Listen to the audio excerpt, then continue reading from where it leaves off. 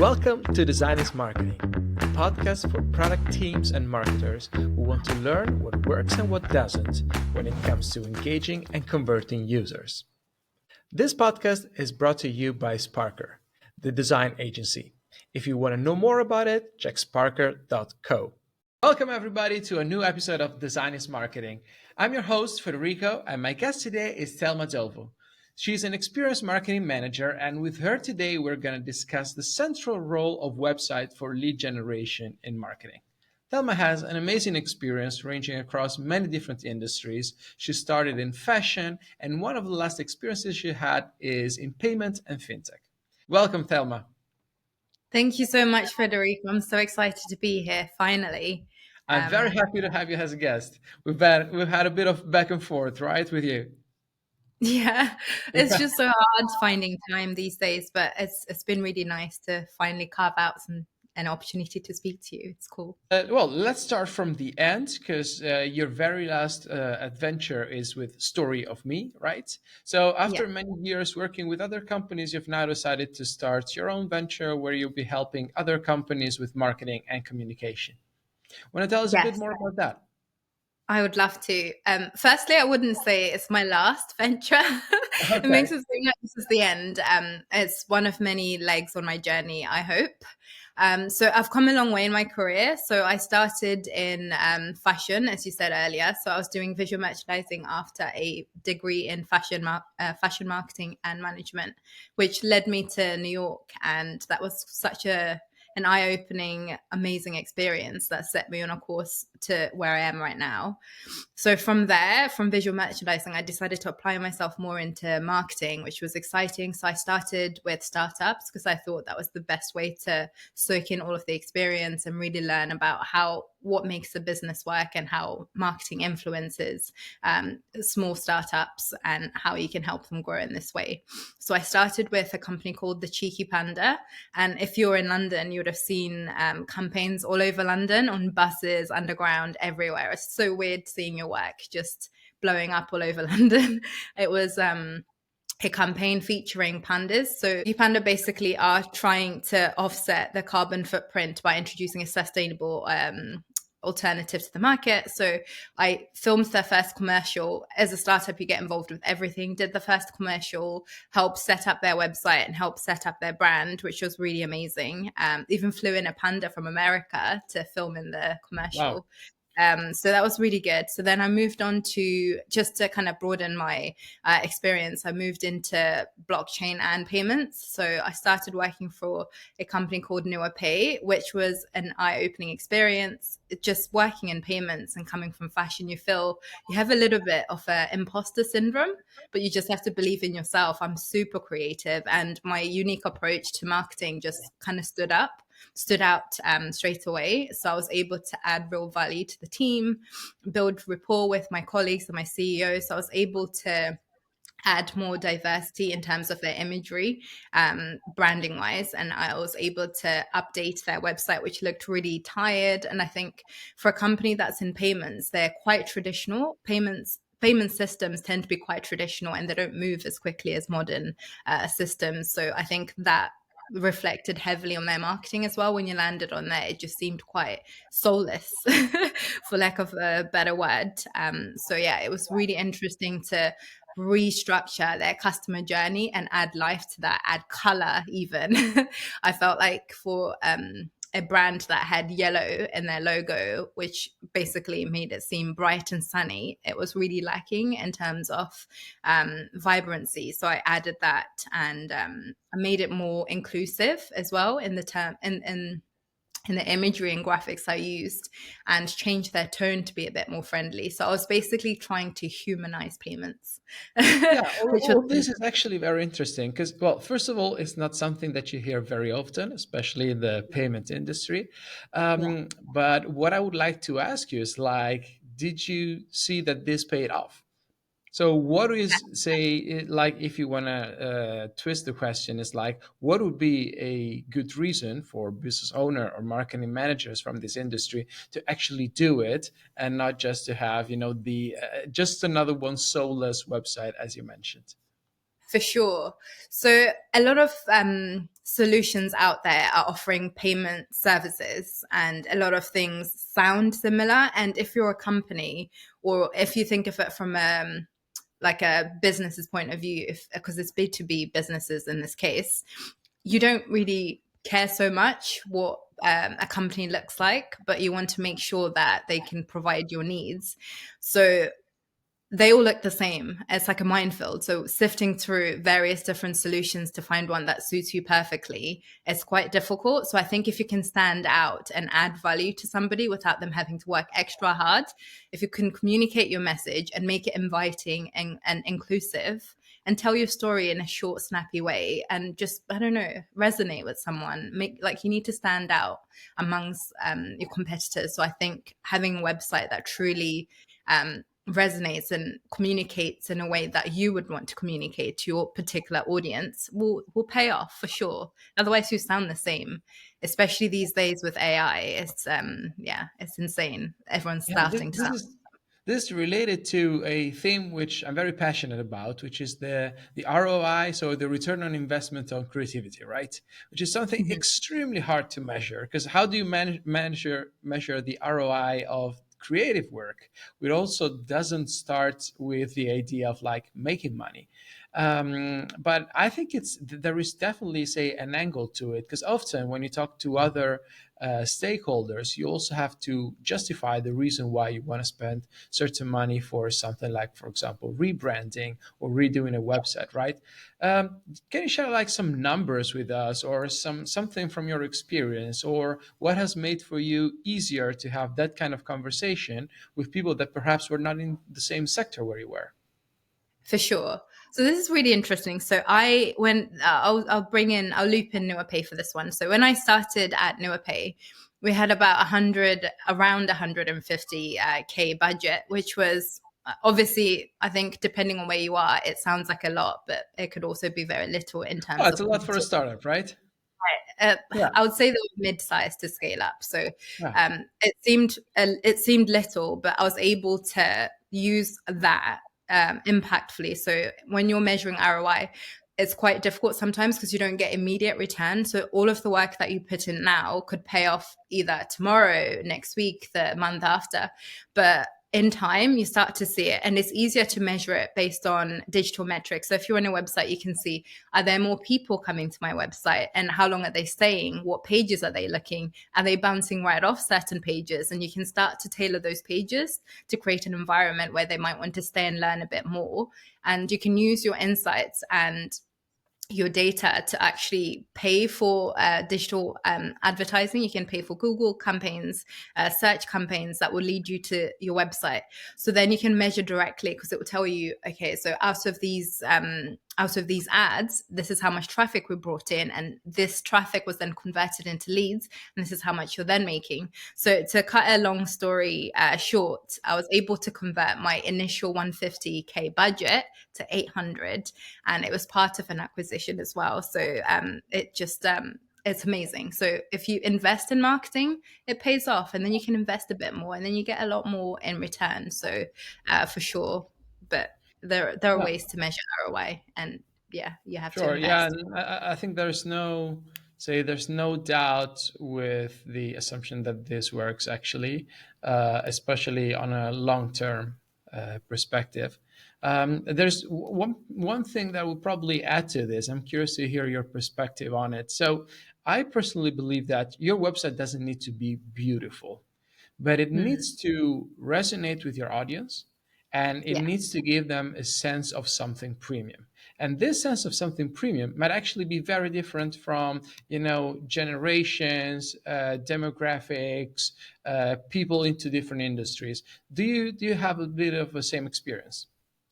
I agree that your website doesn't need to be beautiful, but at the same time, I feel like I'm contradicting myself. As a creative, like to the core, I love aesthetically pleasing websites. I think they pull you in, and I'm really into presentation. And I Okay. think in order to communicate well, you have got to grab somebody's attention, right? So again, I guess it boils down to your audience. What does your audience find aesthetically pleasing for them to Exactly. No, read and explore your website? what's beautiful for you might not be beautiful for me, right? Exactly. So understand your audience, but then create something aesthetically pleasing for them so they can, it pulls them in, and they can enjoy a pleasant experience and simplify it and make it, I don't know, control that story for them from start to finish. What's the first thing they see? How are they going to react to that? And what does the next step look like for them? So for sure, every little detail counts. And I'm very biased to things that are well put together in terms of aesthetics. Yeah, okay. And I have to say to that, for example, when I got in contact with you, I went on the website of Fondi, which is the, Yes. say, one of the last companies where you've been working, and I absolutely love it. It's a website for, yeah, for a fintech company, but it's absolutely creative. So curious, how much have you been involved there? So the Fondi website is beautiful. So when I started, if you know Fondi, when I started, they had completely different branding, like some green coloring, just different. Again, it felt quite traditional or standard. So it was really nice to be a part of their, or like rebranding. We rebranded everything, and kept the name, I suppose. Everything else was changed, and we changed all of the colors, and then we redesigned the website to suit the new branding. And I had a really amazing team working with me based in Ukraine that had just like design magicians, and we were able to transform a tired website into this just like dynamic, interesting, interactive website with videos and everything, just really thought out, really detailed. And I think with our stats, we were able to almost triple our website traffic since that redesign from the like original website. So it really pays off. You can see the Nice, devil's in very the beautiful. details. Yeah. Was it only because of the design, or were there also other things that allowed you to triple traffic? Like, for example, SEO, make it more Google friendly, make it faster, things like that. For sure. There are so many elements. That's why I don't want to just obsess about design. There are so many elements involved in this. So we had to reimagine the content and the story that it was telling, and retransform maybe transform I should say, just transform the products and services into, okay, so what are we trying to say, what value did they say, and then we just repackaged the products and the services, and then we then added lots of SEO. But SEO doesn't just like ranking, you won't rank higher just overnight. So it's a consistent process. So we started off just working in the background, really like putting in the work for our SEO to then return for us. And then outside that, like lots of extra articles, social media, so many things were involved in improving that traffic. But you have got to have a good base, because the website was now in a good place and it looked nice. It was somewhere you could proudly bring people to explore. Or even if you had an advert, you could link to the website proudly, confident that they can go and follow the service quite well. So yeah, for sure, many elements were involved in increasing that traffic. And as with any website, there's more work than just the aesthetics. Okay.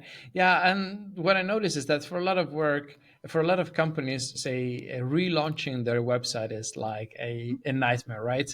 It's Yeah. something that they don't want to do. They push until the very last moment. Would you say it's better to do it like once and for all? Or is it something that you would rather approach in steps? You're not gonna like this. There's no one fix. it's, Okay. Okay. it's a continual process. So obviously the initial launch, the initial design of your website, it takes a long time to really conceptualize and get it to a place that you're going to be happy with.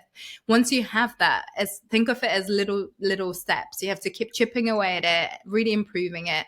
It depends on your audience. If you're really paying attention, if you're really understanding your market and listening, you will know what's working and what's not, what needs updating. Things are constantly changing. It's impossible to keep your website stuck in the past. You've got to keep moving. So that means continual developments.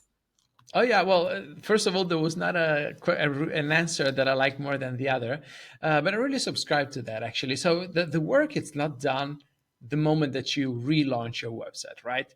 You still Absolutely. need to go back to your audience and ask, hey, what do you think about that? And from that, there might be things that you need to change, adjust, perhaps more than once. Actually, most likely more than once.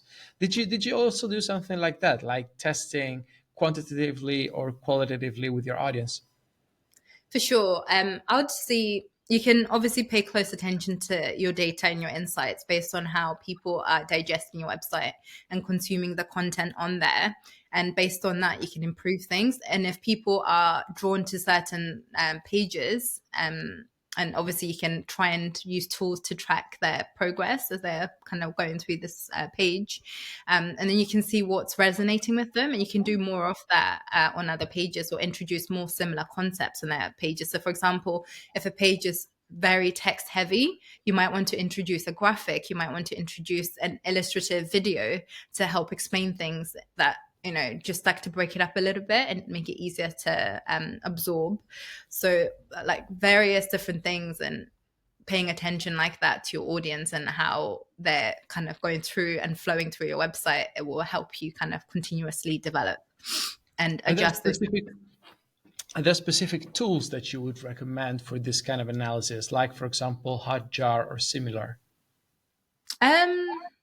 Various different things. So I'd use, obviously Google Analytics is very useful for that, for just like keeping an eye on what's going on in your website and how people are interacting with it. And I'm not sure how mainstream this is, but I used to use a program, or like a tool called Mouseflow. It basically shows you or records like people on your website, and it shows you where their mouse is going and how they're kind of interacting with your content on your website. And then you can kind of add that to the data, so you can understand the data a bit more. So I'm not too sure. I've only used it once, but it seemed like Oh, such that's a good nice. So that's kind of an alternative to Hotjar, actually. Oh, okay. I haven't used Hotjar, Oh, but you never used. Okay, yeah, it's probably the most used across industries. It's like it does also what you just described, recording of each screen, so you can yeah, see, for example, how much people scrolled per page, exactly. where people decided to drop, and also what's nice with that is that you can include surveys on your Yeah. page. So, for example, let's say that you have just relaunched a website. People land on your page, and then a pop-up appears with like, what do you think of our new design? Or is there anything that you're missing? Something like that. That's so cool. No, I've not had the pleasure of exploring Hotjar, but it's not a new concept. Like I haven't not heard of Hotjar, just not have not used it in my previous No, companies. exactly. Yeah, but I And I love that. probably now, yeah, and probably being Hotjar the incumbent, I can imagine that many new companies are trying to offer the same and more for a lower price. So probably there's already a lot of companies that do more than that. Yeah, for sure. Yeah, I'd recommend using that. Obviously, it comes at a cost, but it's well worth it. If you understand Yeah. the problem, you can, or even if you understand what's working well, you can adjust yourself better. Knowledge is power, after all. Yeah, nice. Mouse flow then. Yeah, mouse flow. Mouseflow. Left. Okay, yeah, I'll check it out. Cool. Yeah. And so, what I understand is that throughout your career, you've been responsible or guiding many different rebranding projects as well, right? Would you like to tell us a bit more about that? Yeah, so I feel like most people, once maybe I've just been lucky to fall into these kind of roles, but once I've started, I tend to have ideas and like visions and grand designs on how things can be improved, and what I think in terms of a creative strategy would help move things along, and obviously convert and add to the sales. But I've really enjoyed that process, because I feel like it's part of a rebranding. And most brands, you don't have to call it rebranding, but it's more like recalibrating yourself and realigning with your goals.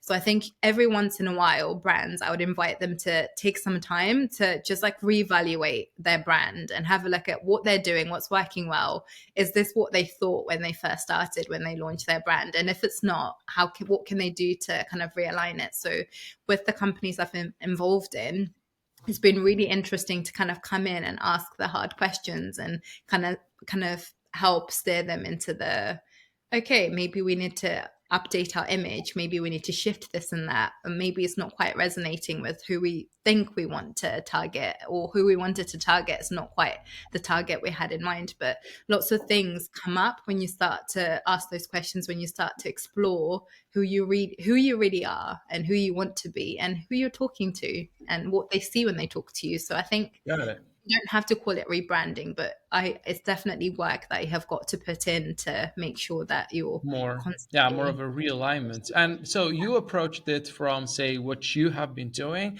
I would ask, like, does it always take a new marketing manager for you to do it as a brand, or are there like orange flags, that you can see that tell you, probably it's the right moment for a rebrand, or at least to realign who you are with what your customers need and the problem that you're solving for them? Sure. If you're finding yourself a little bit stuck or maybe confused as to what you can do or how you can articulate yourself in the long run for whatever reason, or if you're scaling up, say you were a startup and now that you're moving in a certain direction, you want to see what that scale looks like. If you were to scale, am I going to keep myself operating in the same structure as I was when I was smaller, or am I going to expand? And that expansion looks a little bit different. And maybe I've grown, I've learned a lot about myself and my audience. Maybe I need to add to that, to those lessons and the growth, and Okay. update myself and my brand. So it's kind of a way to consolidate what you have learned and see how you progress from there, right? For sure. For sure. Okay. And it's actually a little bit to do with investment as well. Because sometimes when you start your brand, you may not necessarily have the investment you need to do all of the amazing visions and designs that you want to do. But as you grow, or maybe further down the line, you start to have enough to reinvest in your marketing. And when you have that, you're like, you know what? I really want to upgrade everything, look at it as an upgrade. You're constantly upgrading yourself. Why shouldn't you upgrade your brand as well? So, yeah. Yeah, got it. And you mentioned before, so that once you notice that, for you, the first step is to really ask questions to, I guess, management of the company or the other people that should be involved with that. Would you like to kind of like break down for me the process that you follow and the questions that you ask? It's less asking questions. So when in my roles, I've been at the kind of at the top of strategy. So I have certain goals I need to reach and certain things that need to be in place. So as you're creating your strategy, you need to kind of think about the bigger picture, and sometimes the bigger picture includes upgrading or realigning or rebranding. So obviously as part of your strategic work, you would then come up, and I've been dealing with CEOs directly. I've been lucky enough to not have a long chain of command to then convince of my crazy ideas. I've just obviously taken my strategy, taken my predictions and what I think what the ROI would look like down the line, and that's been quite useful and that's worked for me in the past. So less, where do you want to be? They kind of want you to ask the question but also have the answer at the same time. So it would just come through in strategic work. So when you set up a Okay. campaign, for example, you would say, Okay. this is my goal, this is what I want to do, so therefore we need to make a few changes, and this is what they look like, and this is how much they'll cost, and then you just So you, take you it. want to come there already ready with some kind of roadmap that makes sure that there's buy-in from the other stakeholders. Essentially, for Okay. sure. And what does this roadmap need to have in your opinion? So, a good question. So, part of what I'm doing right now with my company Story of Me. So, once you've had your branding and your identity kind of solidified with a service I call Story, you would then have design. And design is essentially a high level marketing strategy that outlines everything. So it would outline everything from the goals that you want to achieve, like short term goals and long term goals. And with those immediate goals, you then create a strategy, and the strategy would outline what conditions have to be in place in order to succeed in whatever goal and venture and outcome that you want to get.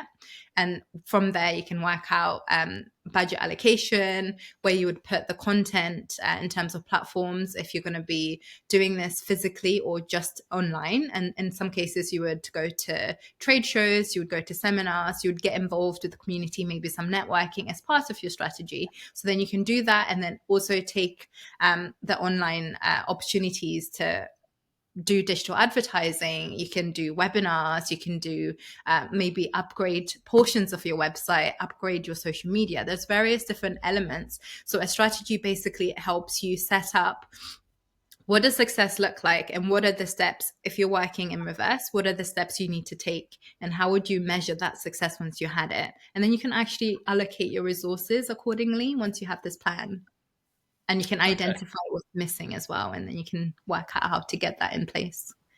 No, yeah, very interesting. I always like it when, let's say, it also gets very practical, so that there is something that you can also use in, yeah, in your day-to-day work. So, Yes. yeah, what I've heard you saying is also, let's say, how the website that you have is connected to all the other marketing initiatives that you have. One of the Yeah. things that makes me most curious, by the way, is also how you can use that to kind of educate your audience and create almost like more thought leadership with your brand, with your company. Do you have experience with that? Yes, that's a great question. So when people think of websites, they think immediately, oh, it's a chance to sell myself, sell my services, and advertise myself. It's not. It's a chance to connect with people and communicate with people. And once you do that, you can obviously achieve your greater goal, which is to, I don't know, sell your services, advertise yourself. But in order to have a good, compelling website where people turn to when they have a question, where they need an answer, where they need a solution, you've got to add a layer of education, a little bit of credibility and thought leadership in this case. So previously, I've worked on white papers, and we've introduced white papers to our website. And obviously, this is gated. You can attach kind of a communication form to a white paper. So as people digest information about a key topic that you think is relevant to your industry and your audience, you can say, right, so as you digest this, fill in your details so we can contact you if you have any more questions. So that's a way to generate leads, make like a gateway, a gated white paper or gated content in this way. You can also do longer resources. So blogging is very good as a like a source of information, or like creating a hub for communication. But you can actually do longer SEO friendly articles on your website as well, and you can add them to resources or something. They don't have to be in your blog, because the last thing you want is to go on somebody's blog and they have a 10,000 page article on whatever the topic is. You want to keep it short and sweet. So gauge your audience. So if somebody wants to just quickly absorb your latest news and your latest thoughts, then you can have short stories. I would call them short stories. But if you wanted those tech heads, those people that really want to get into the details and really absorb the knowledge, you can create longer articles and maybe tuck them away into resources. But this would then have all of your information, the technical details. It would have exactly how it would have more in-depth information about the market and the solution you're trying to present and how it looks, and various different opinions. So yeah, you can cater to everyone in this way, but also make sure you don't put people off based on what you're pushing out Yeah, content wise. yeah. Nice one. So you're suggesting that basically for shorter content that could be hosted on your blog, whereas for longer ones, or also, for example, a summary or something of more like, say, a recap of everything that you've written on topic, that could be on your resources page. I think it's Yeah, good. Nice. yeah, add it to resources. And this is really good because sometimes you want to write longer articles for SEO purposes, but you don't want to just write empty like articles that suck the life out of your initial idea. You just want to write SEO friendly articles that are long enough but very educational. You can balance. It's a balancing act. You can balance the two and create something very interesting to read, but also is amazingly SEO kind of optimized. And yeah, you can tuck that away into resources, and then it will work harder for you, and people can still find it, and SEO will do its thing in the background. Everyone wins. That's great. Like, there is one more question that I want to ask before we wrap up the episode, and it's this. So we've been talking about the role of education, right, across different industries, Yes. different kind of website. Why do you think it's so central today? I think it's so central because we're hyper stimulated, and there's so much content to digest in the world, and it's really difficult to stand out.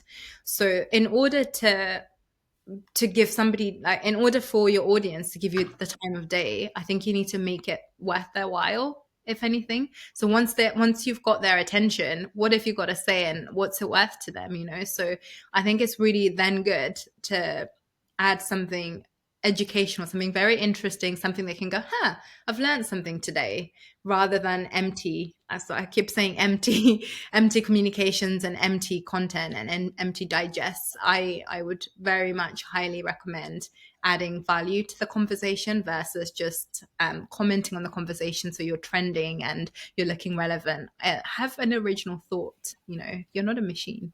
Don't be an Okay. AI. Well, I think it's a great piece of advice that for sure we should all keep in mind more often. Also when generating content, right? So Yeah, why am I really doing that nowadays? That especially a lot of content is created with AI. yeah. I think what you just said is very relevant. Yeah, and I love Federico. I love AI. AI is an amazing tool. I'm not saying be deterred from using AI. Use it well, but find your voice, find your tone, find yourself, and then make sure that AI as a tool will work with you to establish that. So definitely have a thought, have an original idea, and then have AI help you shape it. But don't get AI to make you an idea because you're not a machine. Yeah. Yeah, I see it exactly the same way. Well, Thelma, it has been a brilliant conversation. So I really want to thank you for your time. Where can listeners find you if in case they want to connect with you? Yeah, so you can find me on my website and on social media. So my website is storyofme.co, not .com, .co. And you can find me on LinkedIn, Story of Me, and you can find me on Instagram and Twitter as well. So Awesome. Thanks a lot, Thelma, for coming. Have a great day. thank you so much, Federico. Have a lovely day.